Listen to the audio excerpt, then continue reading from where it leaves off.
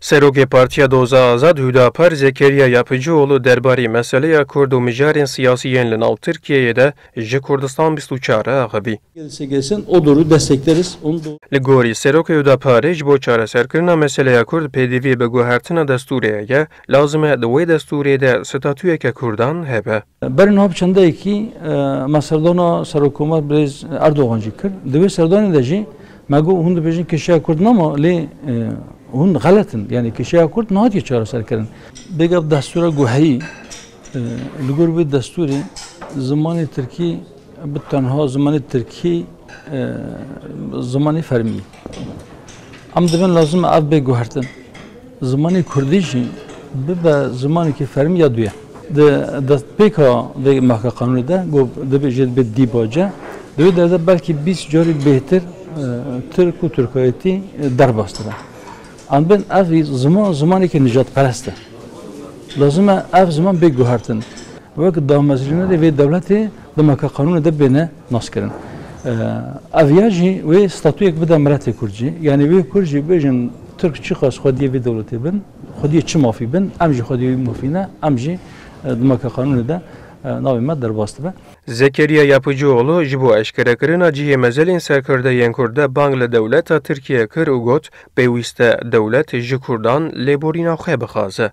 29 Hezîranê salvegera darvekirina şehîd Şeyx Saîd bû. Hê cihê mezelê wî nediyar. Ne bi tenê Şeyx Saîd.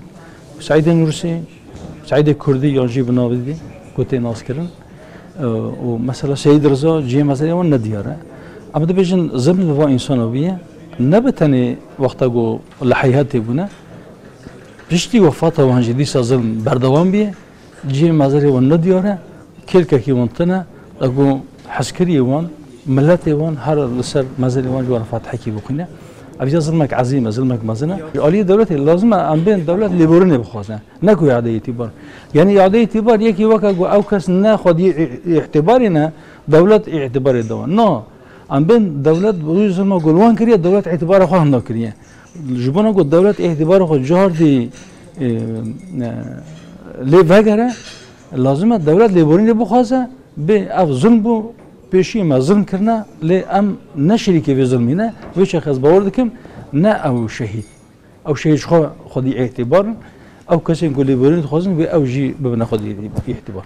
Yapıcıoğlu derheqê binpêkirina mafên mirovî li Rojavayê Kurdistanê de ku ji hêla grûpên çekdarên bi ser Tirkiye ve pêk got ew zilmeke û Tirkiye jî ji wê zilmê mesûl e. Jina me jî em dibêjin got li wê derê heqîqeten ew grûpên got Tirkiye piştgiriya xwe dike zilmê mezin dikin, heqsîziyê mezin dikin. Ev ya me bixa me ji yani li wê derê jî me aniye ziman me wextê berpirsê hikûmeta Tirkiye me dîtiye ve ew grûpên got piştgiriyê didin wan zilma got ew dikin ew jî li ser navê we têne nivîsandin. Hûn jî berpirsê bîne. Wê xwedê hesabî ji we bipirse millet jî wê ji we bipirse.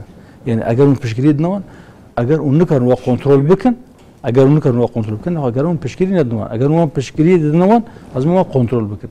Serokê Hüdaparê li ser hilbijartineke pêşwext got ihtimaleke mezin payîza 2022 da hilbijartin bêkirin û amaje kir wan heta niha bi tu partiyên siyasî re li ser mijara tifaqê neaxivîne lêbelê deriyên wan bi tifaqê jî vekiriye. Özellikle etnik nedenlerden dolayı bazı haksız. Ercan, Kurdistan 24, İstanbul.